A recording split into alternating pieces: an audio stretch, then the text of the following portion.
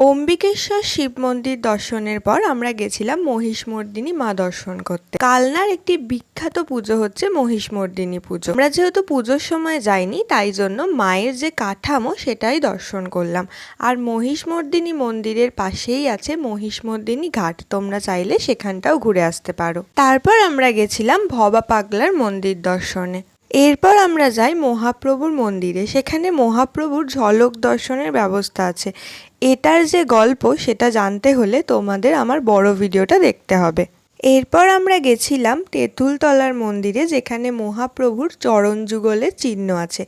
এটার সম্পর্কে বিস্তারিত জানতে হলে অবশ্যই আমার বড় ভিডিওটা দেখো। এরপর আমরা গেছিলাম সেই স্থানে যেখানে মহাপ্রভুর বিবাহ হয়েছিল। এরপর আমরা গেছিলাম কালনার বিখ্যাত দর্শনীয় স্থান কালনা রাজবাড়ি ও কালনার 108 শিব মন্দির দর্শনে। কালনা ভ্রমণের থার্ড পার্ট আসছে কালকে।